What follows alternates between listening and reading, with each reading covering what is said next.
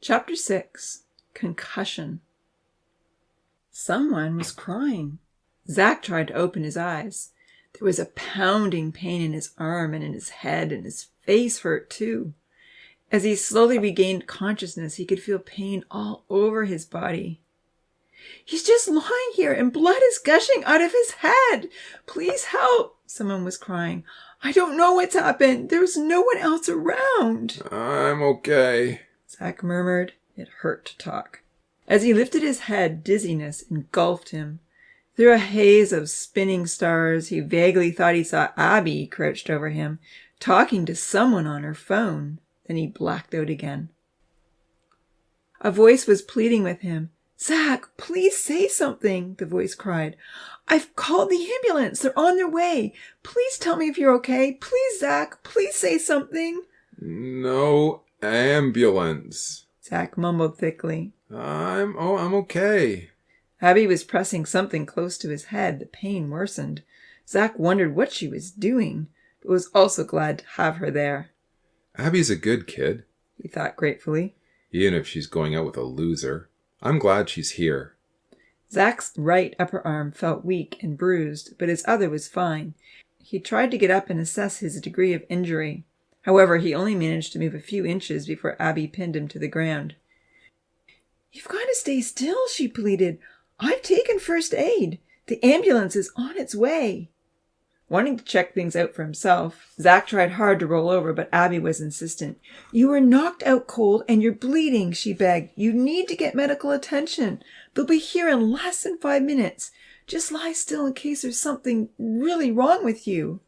"I don't want to go to hospital," he groaned helplessly. His lips felt gigantic and he could only move them slowly, but he didn't want a big drama. He tried again more quickly to get up on his knees. Strong as she was, Abby couldn't hold him down. "Zach Bryant, you have no idea how bad you look," Abby cried. "There's blood all over your face and it's pulsing out of your head. You've got to wait." With a sudden wave of nausea, Zach threw up all over the sidewalk. "I told you to lie still," she said, sobbing. "Hey, what's going on?" A familiar male voice called out anxiously. "Is that Zach?" "Oh, Jaden," Abby wailed. "Thanks for coming. Look what they did to him." In a moment, Jaden was by Zach's side. "Get him away from this mess," he said. "But what if he's broken something?" Abby pleaded. "I'm okay," Zach groaned, trying once more to get up. "He ain't got no broken back," Jaden assured her.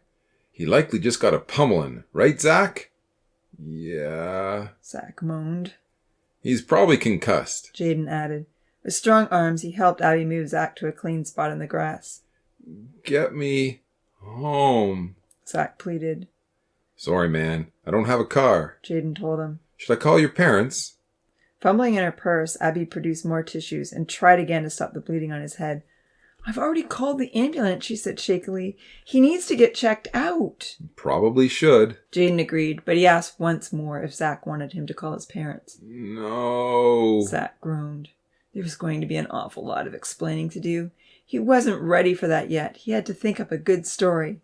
Faintly in the distance, he could hear the ambulance siren. "What happened anyway?" Abby asked. "He got beat up." "By who? Shane?" "Likely." Zach groaned again. It was hard to talk. It hurt.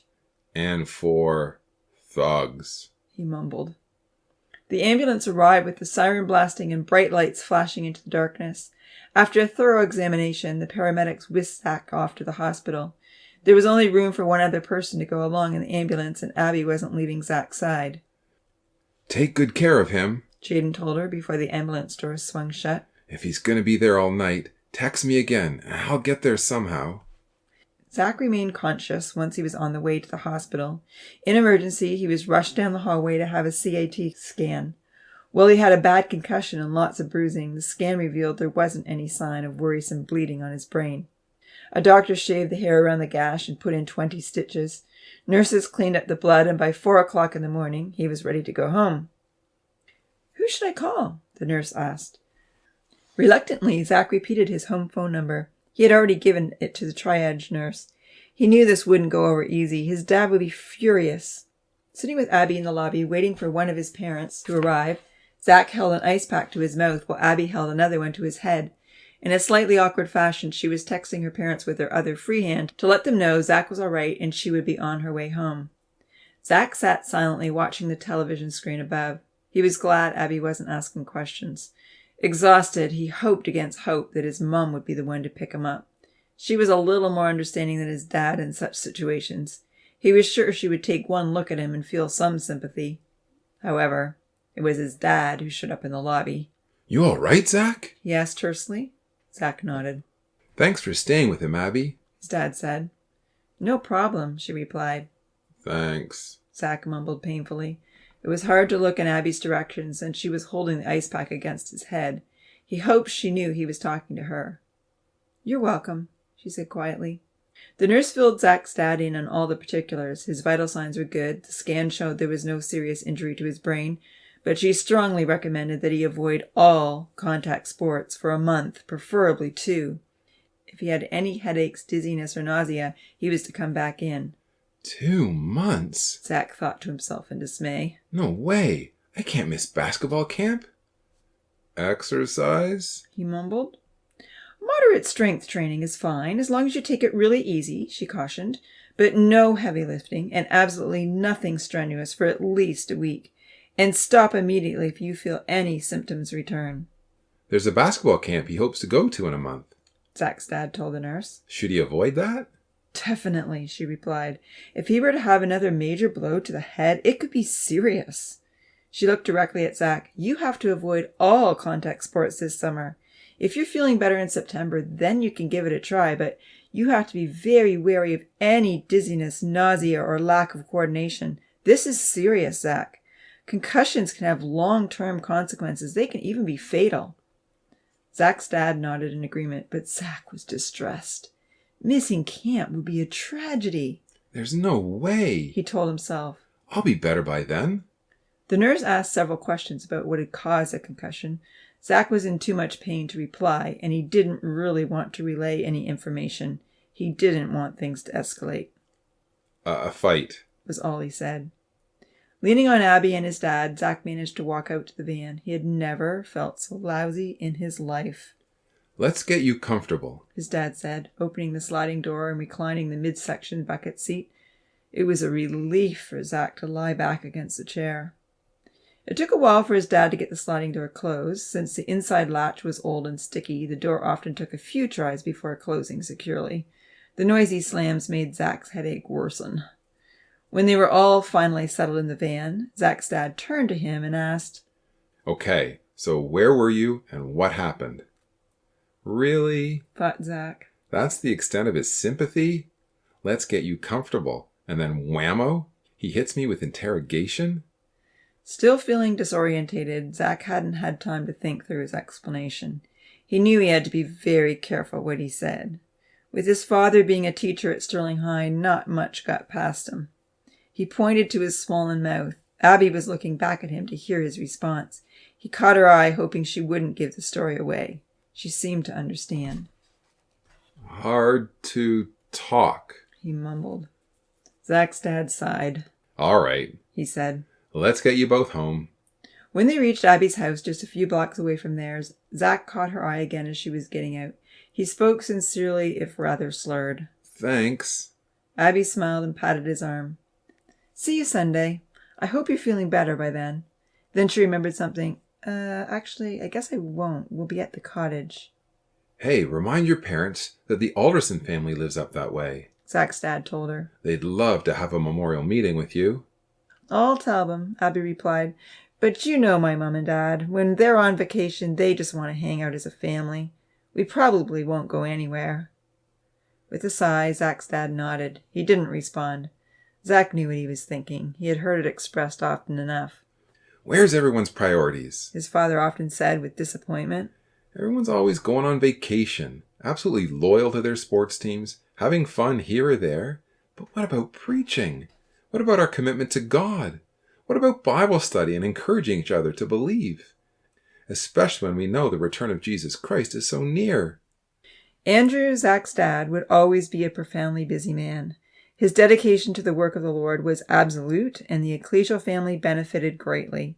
He was a man of high moral standards and ideals who walked the talk, yet sometimes his natural family felt neglected, and there were those in the ecclesia who felt he was too judgmental. Sometimes Zach didn't feel he rated very highly on his father's priority list, or measured up to his expectations for a young man of 17. He wanted his father's approval, but he often told himself that he didn't care. It was too hard to get, or so it seemed.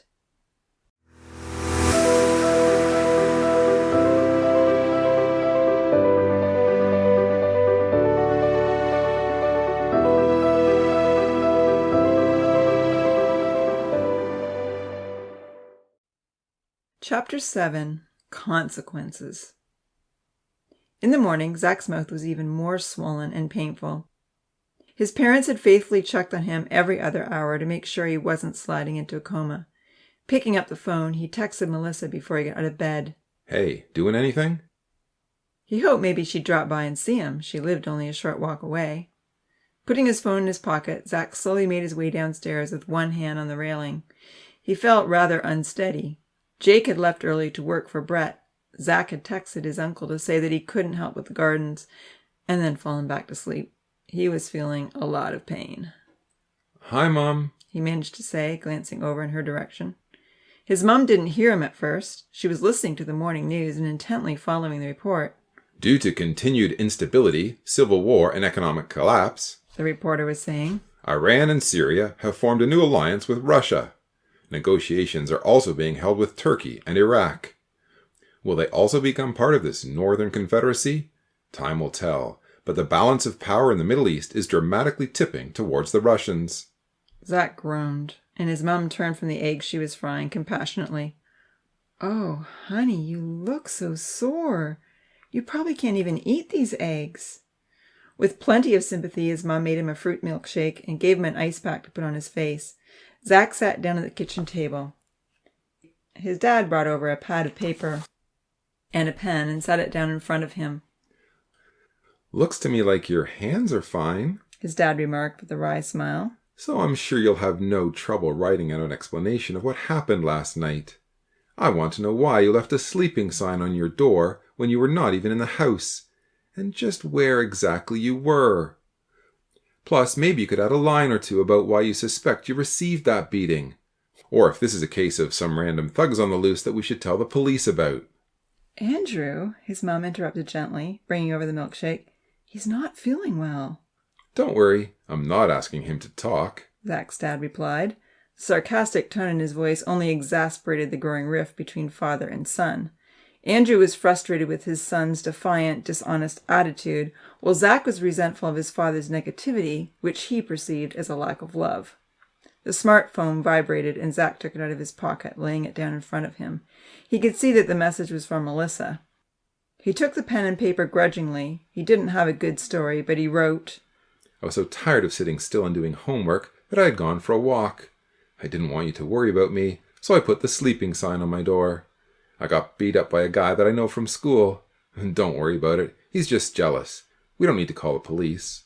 As he read Zach's story, his father frowned. Zach could tell he wasn't convinced. Zach took a moment to review the incoming message on his phone. It said, Zach, I'm so sorry about last night. I hope you're okay. Shane needs some time to cool down. Please understand. Whatever, Zach thought to himself with disgust. Shane is an idiot. Why can't she see that? What's he jealous of? Prompted his dad suspiciously. Taking back the notebook, Zach hastily scribbled, That I was in the musical and he wasn't. His dad pondered. You do realize, Zach, that on Monday, when we both go back to school, there may be rumors getting around about this incident, and I will have to determine which stories are true and which are not. Zach didn't look up. Passing the notebook back to him, his father added firmly, Also, being a teacher at your school, I am fully aware that most of the grade 12 students were at prom last night. That might explain why you were wearing your best dress shirt on your little walk around town. With chagrin, Zach realized his dad was right. Rumors would be all over the school by Monday. Everyone would know that Zach Bryant had attended prom and done his waltz with Melissa. It was even possible that when he showed up with bruises all over his face, Shane might not be able to resist bragging about his part in the whole incident. Ripping off the first piece of paper and crumpling it up, Zach laid out the truth. It took at least 5 minutes to write out the whole story. When his dad had finished reading, he looked at Zach soberly. "This is what I suspected," he said with deep disappointment in his eyes. "Tell me, was it worth it?" With a shrug, Zach wasn't sure how to answer. The dance had been fun. Being swarmed by girls was flattering. The chanting crowd and the waltz with Melissa had been an adrenaline rush. Sure, it wasn't all that pleasant to get beat up, and he certainly didn't want to miss out on the basketball camp. But in all honesty, he felt it had been worth it. He would certainly choose to do it again. He would just be better prepared for the outcome. The disappointment in his father's eyes restrained his cockiness. With another shrug, he looked down at the floor and muttered, "I don't know." "Well, Zach," his dad said resignedly, "you've been dishonest with us, so there will have to be consequences. I've thought it through and decided you're going to have to miss the basketball party." Zach wrote furiously on his pad of paper. "But Brett is counting on Jake and me being there. He's put so much into this. He wants to play a game, and 5 players have already backed out on him. We can't play a proper game if I'm not there." "How many backed out on Uncle James last night after all the work he did on that talk?" "That's different," Zach wrote. "Uncle James didn't need me to be there to do his talk." "He was very disappointed that you weren't there," his dad replied meaningfully. "And what about Aunt Sandra? She always makes so much food for you guys. Don't you appreciate her efforts?" Zach shrugged angrily. He didn't want to think about any disappointment he might have caused. Picking up his pen, he wrote, "Dad, please think of some other consequences. I don't want to let Brett down. He's put so much of his own time and effort into helping us to be the best team around." Looking over her husband's shoulder, Zach's mom read the responses he was giving. "Didn't the nurse say that you weren't to play sports this summer anyway?" she asked. "She said at least a month. The party's at the end of June." Zach wrote furiously. "That's 4 weeks away. I'll be better by then. I heal fast. I'll be careful." His dad picked up Zach's phone and thought through the matter carefully. "All right then," he said. "I'll give you 2 choices. No party at Brett's, or the loss of phone privileges for the rest of the summer." "Not my phone," Zach thought desperately. His 2-year contract cost a lot every month, and how would he ever keep in touch with Melissa? "Which one?" "I'm not 5. He mumbled angrily as best as he could. It hurt so much to move his lips. "I'm paying for that phone. You can't take it away." "What's your decision, Zach?" Zach was angry. He couldn't miss the basketball party. It was the last chance the Scorpions would have to hang out together before summer holiday plans led them in different directions. He and Jake were the team captains. They had to be there. He would have to find another way to talk to Melissa. Slamming the table with his good arm jarred his head painfully. Feeling even angrier, he tried his best to stomp off to his room, but nearly lost his balance as he clomped up the stairs. "He's still in rough shape, Andrew," Zach heard his mom say sympathetically. "Pride comes before a fall," was his dad's uncompassionate response. He didn't sound sympathetic in any way. The response made Zach even angrier, but he was in too much pain to do anything except crawl back into bed.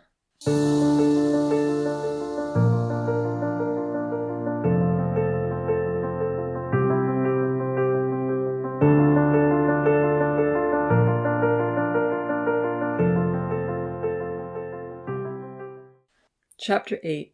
As Time Goes By. Rumors were flying around on Monday when Jake and Zach went to school.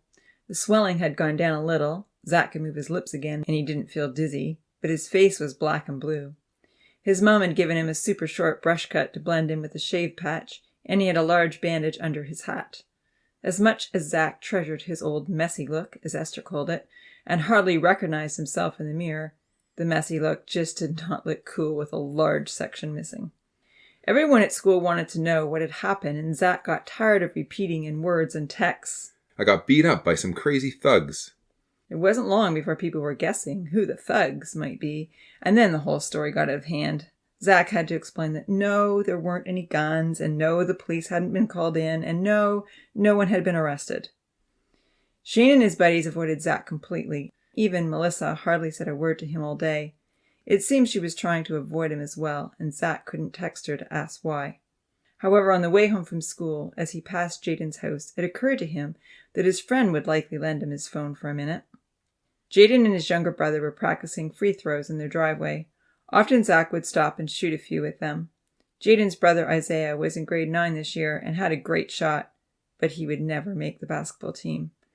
For as long as Zach could remember, Isaiah had been confined to a wheelchair due to a rare disease that had crippled his legs.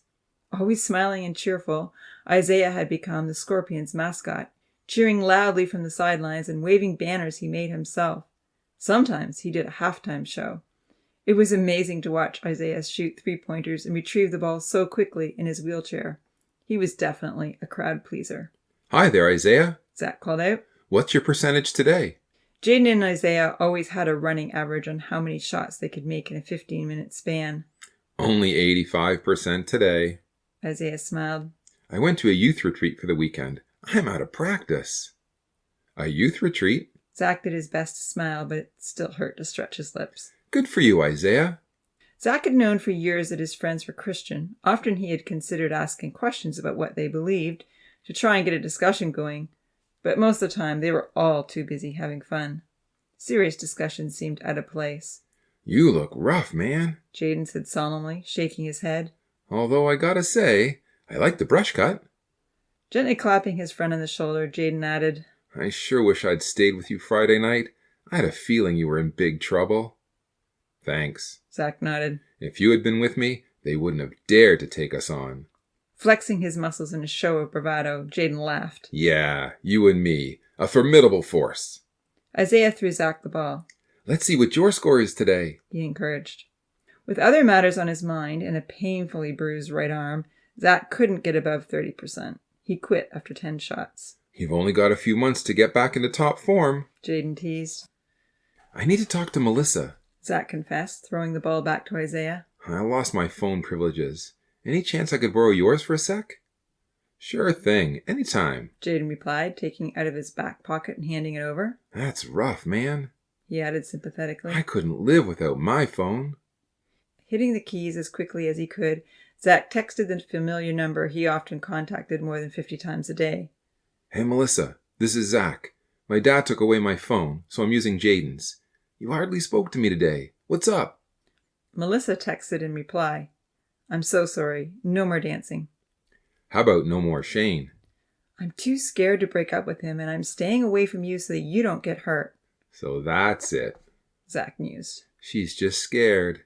Well, school is over in a couple of weeks. Shane's working up at the Kejimkujik National Park for the summer, and then he's heading off to university. The park is hours away. He won't be coming home very often. Maybe she'll get kind of lonely. Gotta go, he texted in reply. But we have to find some way to meet up. I miss you. I don't want you to get hurt, but I miss you too.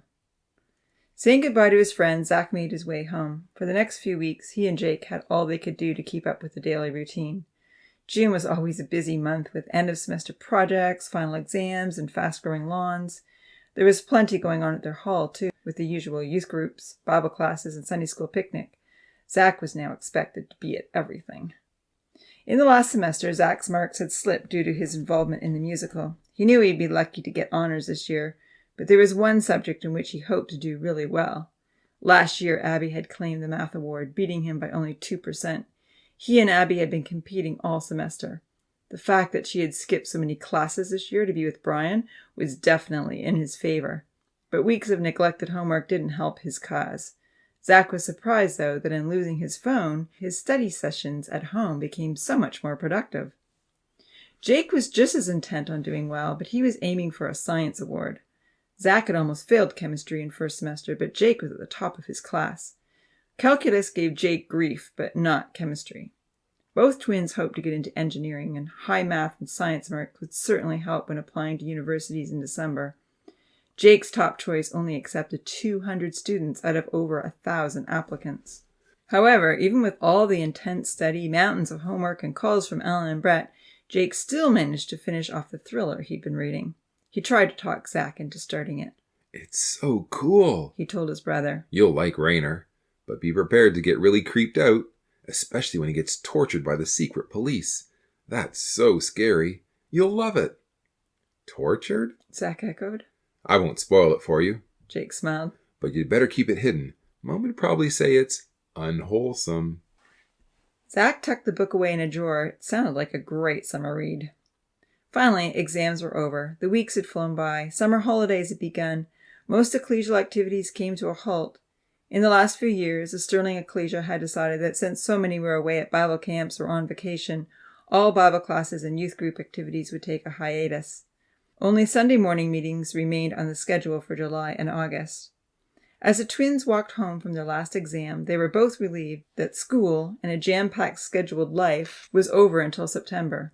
Did you beat Abby? Jake asked. The math marks had been posted on the wall. No. Zach sighed. She beat me by 1%. And Sarah beat us both. I should have kept up with my homework. It would have been nice to win that math award. It's a $200 prize. But the musical did me in. Too bad. Jake replied sympathetically. And what did the guidance counselor have to say? Zach had met with the guidance counselor during lunch break. She says my average is high enough to get into most colleges and universities, but if I want to do electrical engineering, I'll have to upgrade some of my marks. With a shrug, Zach added, But that's okay. I was planning to come back anyway. It will give me something to aim for. What about you? I did okay. Jake replied modestly. As far as he knew, he had the top marks. There was a good chance he would win the science award, and that was a $500 scholarship. But I'll probably need to retake calculus if I want to get into nanotechnology. Zach nodded. September was far away. With school out for the summer, all that mattered to Zach now was basketball, the exercise routine, and Melissa, of course. So are you going to try jogging today? Zach asked his brother. Jake's weak ankle seemed much better. Yeah, I think I will. He ran a few steps forward to try it out. It feels fine, he announced. Zach was pleased that the exercise routine was getting back on track for both of them. For the last week, he had resumed all his former activities without any significant pain or dizziness. He was not pleased, however, that aside from brief glances in his direction, Melissa was still ignoring him. In frustration, Zach paid no attention to her either. He told himself there had to be something wrong with a girl who would find Shane appealing. Hey, Zach, Jake said abruptly. I have an idea that might be good for both of us. Dad has your phone and no one is using it, but it's still in our contract that you have to pay for. Why don't I ask Dad if I can have it for the summer, and I'll pay the monthly fee? Then if you get any important texts, I can pass them on to you. Fabulous idea, Zach exclaimed. If Jake has the phone, he surmised quickly, I'll be able to message Melissa when we're at work, or at night, if it's in our room. Do you really think Dad will go for it? It's worth a try. To the twins' surprise, their father agreed to the plan. But there was a hitch. They both had to promise that Zach wouldn't touch the phone, and Jake had to show his father the records each month of where all the texts were going. It's still better than nothing, Zach thought. Jake can read the text to me, and I'll tell him what to say in response. The promise was made, and Jake took over the payments. The first text that came in was from Brett, reminding them about the basketball party Saturday afternoon. Excited and happy to be on summer vacation, 9 warm, sun-filled weeks stretched out gloriously ahead of them, or so they thought. In reality, there were only 7. Had anyone known what little time was left, it would have changed everything.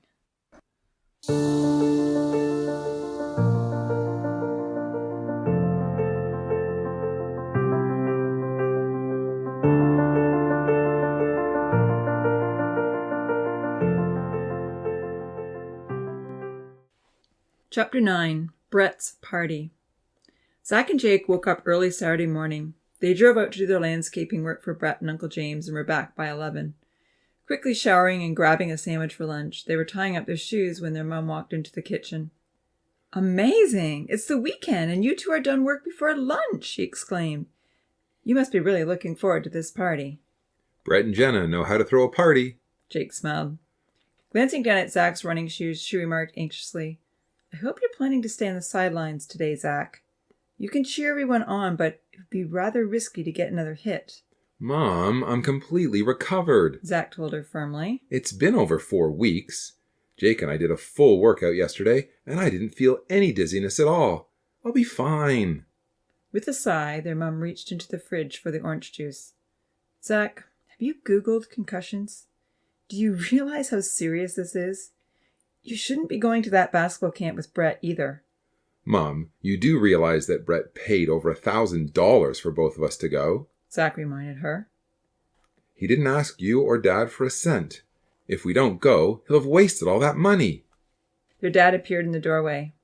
It would have been better if Brett had asked our permission before registering either of you for that camp. And I find it really hard to understand why you would want to go to a basketball camp over Manitoulin. But this is our last chance to make it to the provincials, Jake explained. If we'd done a little more training last year, well, we could have gone all the way then. And the Blackhawks are coming to this camp. Zach chimed in. In fact, half their team is getting this training. Brett's counting on Jake and me to do this for the Scorpions. I know. His dad reminded him gently. I know there are 5 of you returning for a Super 12 year in September, and you have a really good chance to win it all. But Bible camp happens only once a year. This is something special that we've always done. Manitoulin is where your friends are. Your friends too, Zach reminded him, feeling he could get some mileage out of his father's summer plans. You and Mum are staying home so you can do your teacher's course. If I had a choice in the matter, I'd be going to Bible camp. His dad said abruptly. You know that, Zach. Well, we don't really have a choice either, quipped Zach. Our coach has paid for us and told us that we'd better be there. A knock on the door ended the conversation. Brett was standing on the porch, poised, confident, and cheerful as always. Reflective blue sunglasses were perched on his blonde wavy hair. His new emerald green Mustang was parked in the driveway. Good to see you, Andrew, Brett called out, giving the twins' dad a hearty hug. He greeted Lisa in the same way. Wow, your lawn looks fantastic, Brett commented, glancing around the grounds. Someone knows what they're doing. That's Jake's good work, Andrew said proudly. He mows the lawns and Zach looks after the gardens. I've got it pretty good. You've done a great job with your kids. Brett nodded. Thanks for letting me borrow them for the day. They deserve a party. Thanks for all your coaching work, Lisa said sincerely. But please watch Zach carefully, though. He's not supposed to be playing any sports this summer. He really should be just cheering today. I'll take it easy on him, Brett agreed. Zach shot his mum a dirty look. I'm fine, he insisted. There's no way I'm not playing sports all summer. Jake took the back seat and let his brother have the front. Riding in the new Mustang was exciting enough, front or back. I like the short hair, Brett said to Zach as he backed out of the driveway. I can see your face again. I don't. Zach moaned. I look like a geek. Brett laughed. In all seriousness, Zach, now you look like a clean-cut guy that I would trust to cut my lawns even when I'm not home. Thanks, Zach replied sarcastically. Hey, what about me? Jake chipped in. You wouldn't trust me? You still have that shady appearance. Brett smiled. I'd be checking your references. Come on. Jake scoffed, but he decided maybe it was time to ask his mum for a haircut. I get the feeling that your parents aren't too enthusiastic about this party, Brett remarked as he set off down the street. They don't want us to go to the basketball camp either, Zach complained as Brett headed toward the highway. Why's that? It's the same week as the Manitoulin Bible camp. Jake explained. Mom and Dad aren't going this year, but Uncle James has offered us a ride.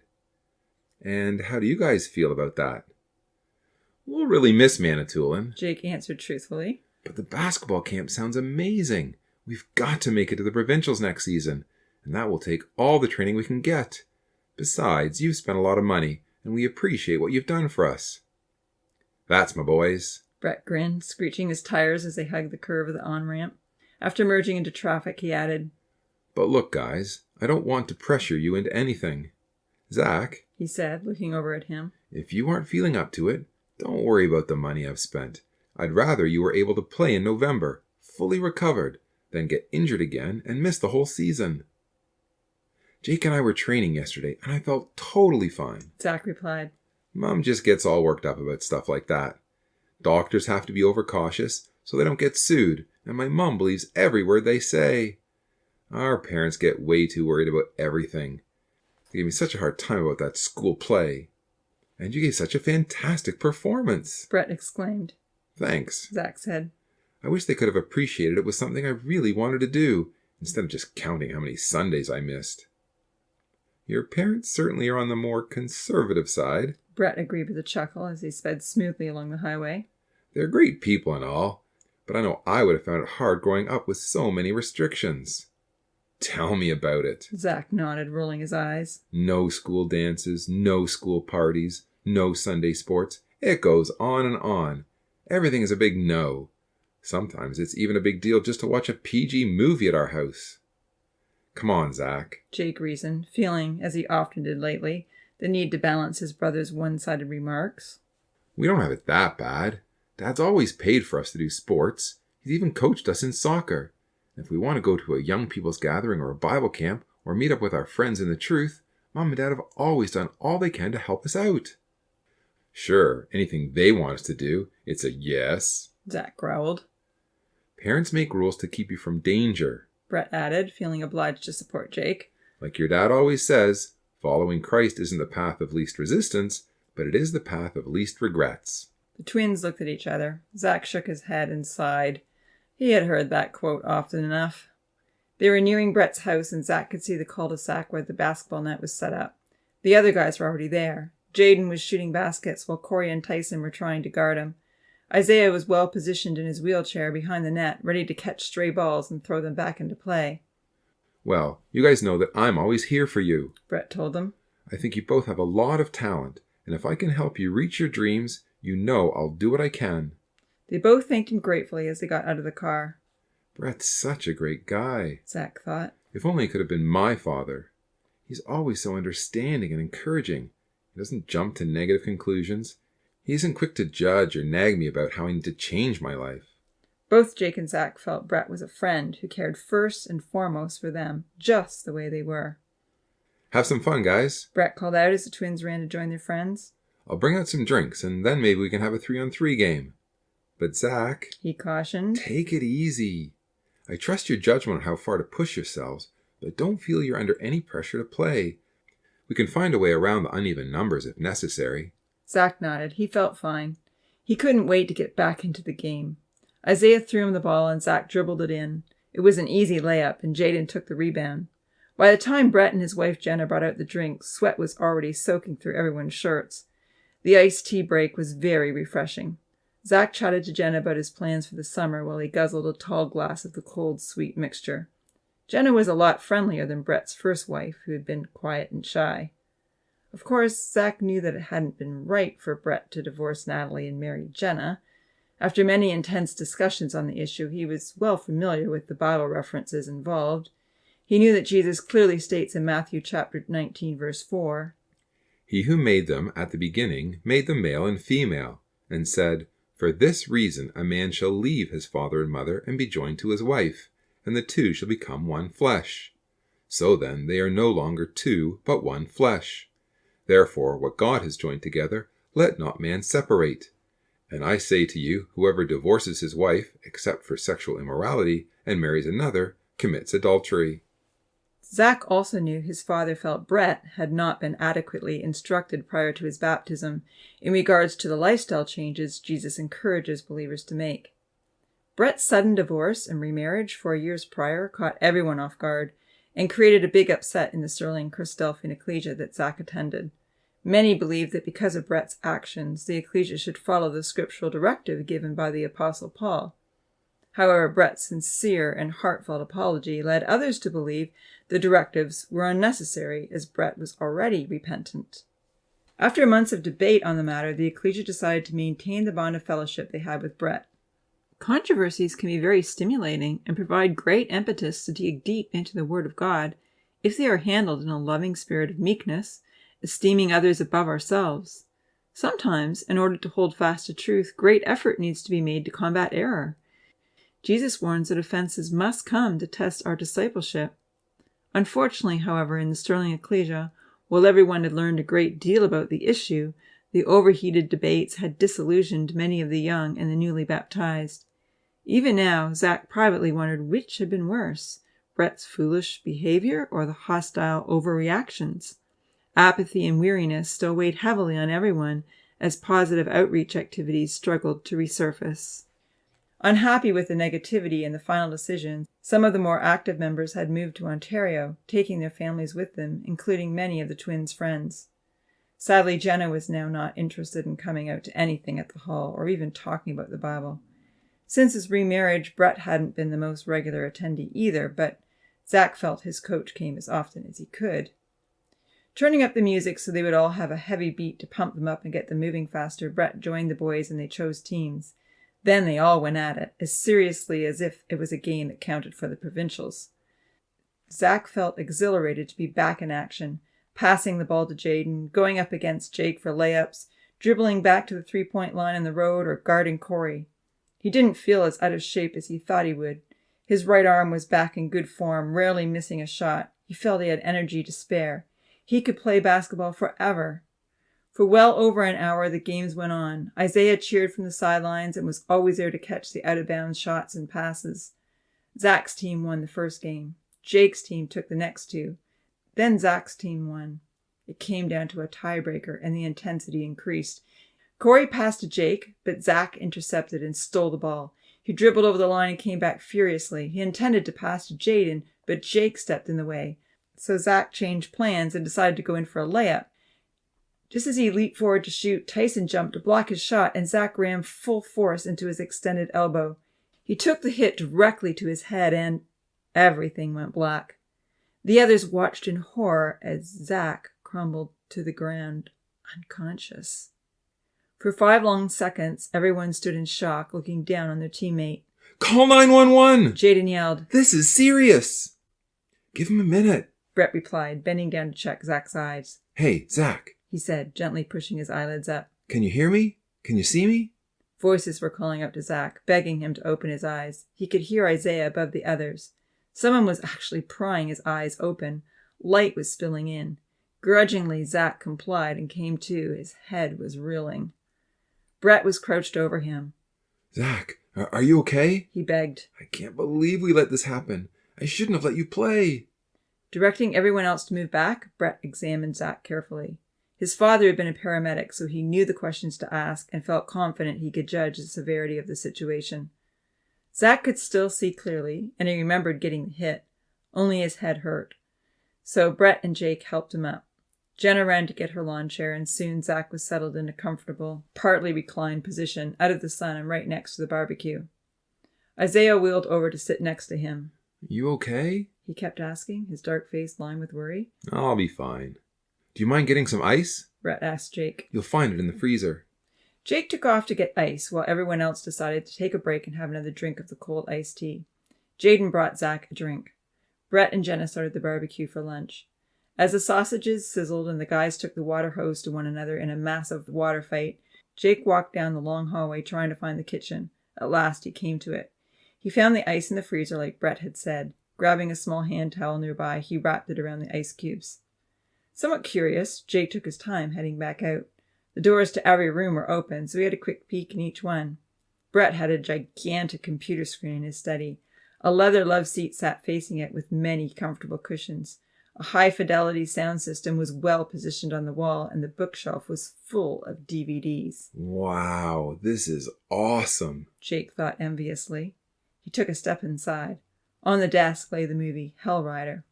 A guy on a bright red motorcycle was doing a somersault over a large transport truck. Behind him were 2 cop cars closing in fast. It looked fascinating.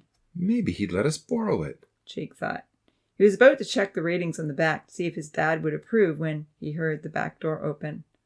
Putting the DVD down quickly, Jake stepped back into the hallway. He heard Brett yell, "Hey, Jake, did you find that ice?" "Coming," Jake called out, walking faster. Once Zach had the ice on his head, Jake joined in the water fight. Brett gave Isaiah the tongs and asked him to look after the sausages. Folding his arms together, he turned his attention to Zach. "You realize this means I can't have you come to the camp this summer," Brett said firmly. "Why don't I send another player in your place?" "I'll be better by then," Zach pleaded. "It's a full week away, and I didn't throw up this time." "That's true," Brett agreed. "but we can't risk it, Zach. You've got to let yourself heal, or this could end up being a serious risk to your health, short-term and long-term. I'd rather have you in top form when the season starts. Take the week and go to Bible camp, but remember you can't play sports there either. You can still cheer for everyone," Isaiah reminded him with a smile. With an appreciative glance in the younger boy's direction, Zach nodded. He sighed heavily. Zach knew that Brett had a lot to lose by encouraging him to go to Bible camp. He knew his coach would never talk him out of going to a basketball camp he had personally paid for, unless he truly believed Zach's health was at risk. Inside, he was crying. On the outside, he tried to keep his composure. I'm going to miss out on so much. He thought with despair. I've never had the chance to have professional coaches before. What secrets will they tell the guys that I may never hear? Will Jake remember everything so he can share it with me? Dad and Uncle James will be happy. He mumbled. Yes, Brett agreed. I'm sure they will.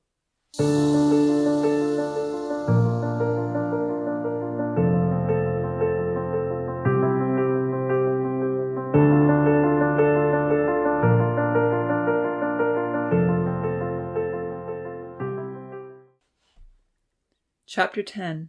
Choices. Jake was both angry and envious that Zach was unable to go with him to the basketball camp. Now that Zach couldn't go, Jake told himself that he had no choice. They couldn't both let Brett down. Brett was going to send Jaden in Zach's place and was willing to find another player to take Jake's spot if necessary. But subconsciously, Jake was guarding his own position carefully. He knew that as a captain, he was expected to learn the skills and come back with all the secret moves and strategy to teach the others. The Blackhawks captain was going. If another teammate went to the camp instead of him or Zach, they might feel they should be the captain next season. Jake was truly looking forward to the basketball camp, but he did have deep regrets about missing the trip to Manitoulin. The night before Zach and Esther were to leave, Jake lay awake in bed, listening to Zach's quiet, peaceful breathing and thinking about his old friends in Ontario. They never kept in touch with each other, but usually once they were back together at Bible camp, it didn't take long to reconnect. Who would Brennan pick for 3-on-3 volleyball? Would he be disappointed if only Zach showed up this summer? But he never emails or calls. Jake thought. And last year was kind of strained. They've all moved on to a new level that Zach and I can't seem to reach. They have a great youth group where they live.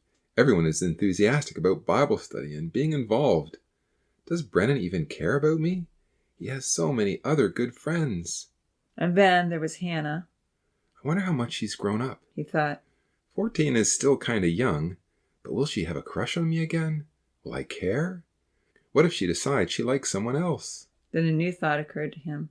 Hannah and I were to become good friends. Maybe she would keep in touch. Maybe she would help me stay strong spiritually. I really need a friend like that. Aside from Alan, every one of my friends at youth group is only pulling me down. Even with all the rocks in the lake and the nuisance of leeches, Jake loved the Bible camp surroundings. He had spent 2 weeks of every summer there since he was 10.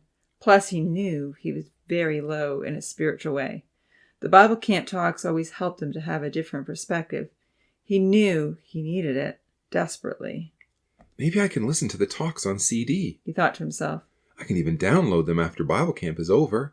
I could even listen to them on Zach's phone while I'm cutting grass. Brett offered me an amazing opportunity that I may never get again. I don't want to let him down.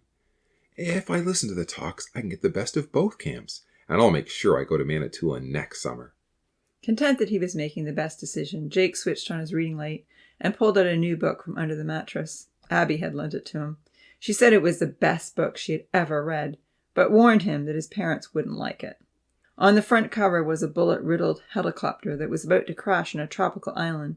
Just reading the blurb on the back gave him a sensual, creepy thrill. Wow, he thought. How will these 3 Americans survive among the savages? How will the 2 soldiers protect the beautiful nurse they've been transporting? Will their wounded comrade on the mainland die? Will they ever be rescued, or will they have to rescue themselves? He could hardly wait to get started. Zach had fallen asleep long before Jake, but in the early hours just before dawn, he woke anxiously from a terrifying nightmare. Shane was trying to kill him. There weren't just 4 thugs ready to beat him up. The whole rugby team had turned against him. Fists were flying, boots were kicking him in the face and the ribs against his legs. He was crying out for them to stop, but no one would listen. Waking up with a start, breathing heavily, and covered with sweat, Zach was certain he was about to die. It was such a relief to realize he was alone with his brother in his room. Hearing Jake roll over with a heavy sigh was a most reassuring sound. Lying back against his pillow, Zach relived the dream and the actual pummeling he had received. Surprisingly, tears flowed from his eyes as he recalled Trent's boot coming hard toward his face. What if that concussion had killed me? he wondered anxiously. What if I have another blow to my head and it finishes me off? What then? The questions made him uncomfortable and strangely emotional. I have no hope of living forever, he mused. I haven't obeyed Christ's command to repent and be baptized. Rolling over, Zach hit his hand against the bookcase that was his headboard. It wasn't a hard hit, but it knocked a large book onto his pillow. Having a bookcase for a headboard was a fantastic idea when he wanted to read at night, but it wasn't great when he was thrashing around in his sleep. Reaching over wearily, he picked up the book to shove it back on the shelf. It was his old picture Bible, tattered, worn, and falling apart. When he was 8, it had been his favorite book. He had read it every night. With a sigh, Zach shoved it back onto his shelf. It took Zach a long time to get back to sleep. It was hard to keep the nightmare from returning. If I were to die now, there's nothing more. His anxious thoughts kept repeating. I know what God has offered. I know Jesus gave his life so that we can have forgiveness. I know he wants me to commit my life to him in baptism. I will probably do it someday, maybe even next year, he assured himself. But I'm just not ready to make any big changes yet. I don't have my life in order, and I just don't feel anything in my heart. He sighed. I'd be a hypocrite to pretend otherwise. One day, maybe. Tossing and turning, Zach imagined what it might be like to stand before Jesus at the judgment seat. Why didn't you accept my call to salvation? He could hear Jesus asking him. I gave you every opportunity. In a world full of darkness, you were one of the few who saw the light. Why did you choose a few short years of pleasure over eternity with me? Zach groaned, tormented. He tried to divert his thoughts by replaying his dance with Melissa, but in those lonely, silent hours, he couldn't dismiss his conscience so easily. Maybe Bible camp will do me some good, he acknowledged. Even if I can't play sports and I don't have any fun, perhaps it's where I need to be. It might make a difference. It was a whirl of activity the next morning when everyone was getting ready to leave. Since there were going to be only 4 of them traveling to Manitoulin, Uncle James had decided he wanted to take his own vehicle. However, when they tried to pack Zach and Esther's things into the Honda Pilot, it soon became apparent that they weren't going to fit. Even with only 4 people, there was still a lot of stuff to take: suitcases, sleeping bags, tents, tarps, coolers, a fold-up barbecue, as well as Aunt Sandra's bins of craft materials. Reluctantly, Uncle James began moving things over to his brother's old Astrovan. Jake was trying to pack as well for his basketball camp. In the midst of all the activity, just as Jake was zipping up his loaded sports bag, Zach's smartphone rang. Jake picked it up. It was Brett. Hey, Jake, Brett said. Look, I've heard that you might rather go to Bible camp. Now, I don't want you to feel... Jake interrupted. No, that's not true. I want to go to the basketball camp. Look, Jake, Brett said patiently. I don't want you to feel bad about the money I've spent. Sure, I'd rather you get this training, but I understand how important the Bible camp is as well. The money is not a problem. There's another kid on the team that I'm sure I can talk into taking your place. I don't want you to worry about offending me. You make your choice based on what you think is best, and I'll support you. For a moment or two, Jake was speechless. Everything that he'd carefully considered during the night flashed before his mind. Brett is giving me one more opportunity to choose. I don't need to feel obligated. I don't have to do this. He weighed up the options again in his mind. He was very torn. Then he remembered how distant he felt from his friends in Ontario. No one calls. No one cares. He thought about the challenging theme for the week. In the last days, perilous times will come. He sighed. The basketball camp had professional coaches. He might be the star player on the team next season after getting this important training. They might win the provincials. Playing sports all day would be a lot more fun than sitting through hours of talks. Plus, he was finding it hard to concentrate on Bible talks lately. It might end up just being a huge waste of his time. I'd rather go to the basketball camp, Jake reaffirmed. Someone's got to fill Zach in on all the secrets. You're sure? I'm sure. Ending the call, Jake knew he was now fully committed. The decision had been made, and he didn't want any more hassle about it. Shrugging off any niggling doubts, he said a quick goodbye to Esther and Zach, who were stuffing the suitcases into the van, and took off to the nearby park. Jake didn't want to watch Zach leave. Brett was coming at noon to pick him up, and Jake was already packed and ready to go. Basketball camp? Here I come. He thought. I can't wait.